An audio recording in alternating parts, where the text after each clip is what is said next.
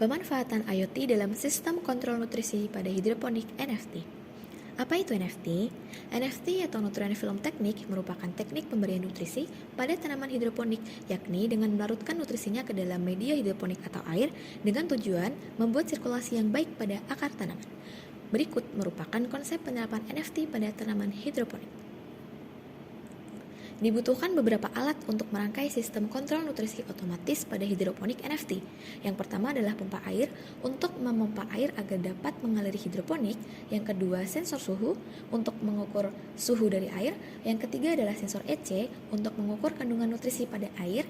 Berikutnya, ada sensor pH untuk mengetahui nilai dari pH air. Berikutnya, terdapat cooler dan juga heater untuk mengatur suhu air. Dan yang terakhir, sensor turbidity untuk mengukur tingkat kekeruhan air.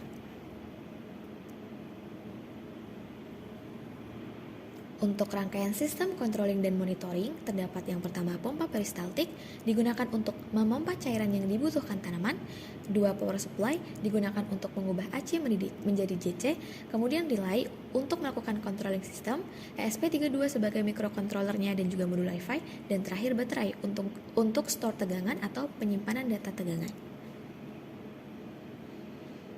Berikutnya, untuk membuat kandungan dan kondisi air tetap optimal, digunakan beberapa cairan yang akan ditambahkan secara otomatis apabila sistem mendeteksi adanya perubahan kondisi yang dapat mengganggu pertumbuhan dari tanaman hidroponik.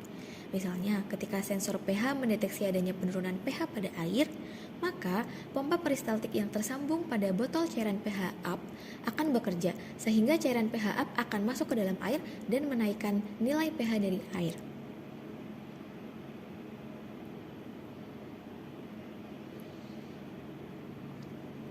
Penerapan IoT pada hidroponik dapat memudahkan petani untuk melakukan controlling dan monitoring tanaman dari jarak jauh. Data yang didapat dari sensor direkam dari waktu ke waktu dan ditampilkan pada halaman website. Hal ini memudahkan petani untuk melakukan monitoring atau pengawasan apakah tanamannya dalam kondisi terbaik atau tidak. Berikutnya, ketika ditemukan data yang mengindikasikan penurunan kualitas air pada hidroponik, sistem akan memperbaiki kondisi itu secara otomatis melalui sistem yang telah terhubung dengan ESP32.